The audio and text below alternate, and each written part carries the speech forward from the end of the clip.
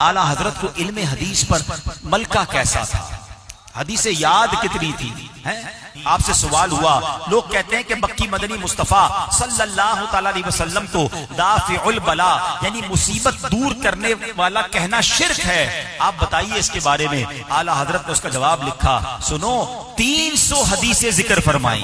आला हजरत की खिदमत में सवाल हुआ, बाज लोग कहते हैं रसूल अकरम नूरे मुजस्सम सल्लल्लाहु तआला अलैहि वसल्लम अगर तमाम नबियों से अफजल हैं तो इसमें कुरान और हदीस से कोई दलील लाइए। इमाम इश्क व मोहब्बत ने उसका ईमान अफरोज जवाब लिखा, 100 अहादीस लिखकर साबित किया कि अल्लाह पाक के फजल से हमारे आका तमाम नबियों के सरदार हैं। फरिश्तों की पैदाइश कैसे हुई, आला हजरत से सवाल होता है। अपने फतवे में कलम उठाते हैं, जवाब लिखते हैं और लिखते हैं 24 हदीसें जिक्र फरमाई। हमारे आका मौला अलैहिस्सलातु वस्सलाम रोजे क़यामत शफाअत फरमाएंगे। जब इस मौजू पर जवाब लिखते हैं तो कलाम करते हुए 40 अहादीसें जिक्र की। दाढ़ी की जरूरत पर सवाल हुआ, उसके जवाब में 56 हदीसों का जिक्र किया। वालिदैन के हुकूक के मुतालिक सवाल होता है, एक ही फतवे में एक ही टॉपिक पर आला हजरत 91 हदीसें लिखकर साबित फरमाते हैं।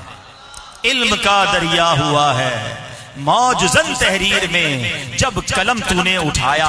ऐ इमाम अहमद रजा सुनो, एक तो हदीस का इल्म है, दूसरी हदीस से मोहब्बत है, तीसरा हदीस पर अमल का जज्बा कैसा है। हदीस तो मैं भी सुनता हूँ, आप भी सुनते हैं, पहले तो हदीस से मोहब्बत आज बढ़ा लो। आका की बातें हैं, नबी पाक का जिक्र है, हमें कितनी हदीसें याद हैं, हम कितनी हदीसें पढ़ते हैं। पता नहीं दुनिया भर के लोगों के अकवाल कोट्स लोग पढ़ते हैं, यार फला ने कहा था, फला फलसफी ने कहा, फला का ये जुमला है, तुम्हें दूसरों के जुमले याद हैं। मैं आप सबसे सवाल करता हूं, बताओ आपको नबी पाक की हदीसें कितनी याद हैं, आका की बातें कितनी याद हैं। कलमा जिनका पढ़ा, जिन्होंने शफाअत हमारी करनी है, उनकी बातें याद ही नहीं है, पढ़ते ही नहीं है। ऐसा ना करो, हमारे सीने में नबी पाक की बातें होनी चाहिए। ये सीना मदीना बना लो, आका की यादों का खजीना बना लो। सुनो, आला हजरत को हदीसें तो हजारों लाखों याद थी, अमल कैसा था।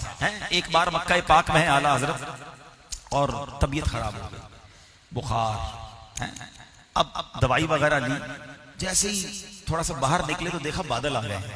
तबीयत ठीक नहीं थी मगर फौरन मक्का पाक हरम में पहुंच गए हैं, और हरम में पहुंचे तो बारिश शुरू हो गई। आला हजरत कहते हैं मुझे हदीस याद आ गई कि मेरे आका ने फरमाया जो बारिश में तवाफ करे वो रहमत इलाही में तैरता है। तबीयत ठीक नहीं है, अभी बुखार से उठे हैं। आला हज़रत ने फरमाया जो होता हो जाए। आका ने फरमाया मुझे रहमत में तैरना है। आपने तवाफ शुरू कर दिया।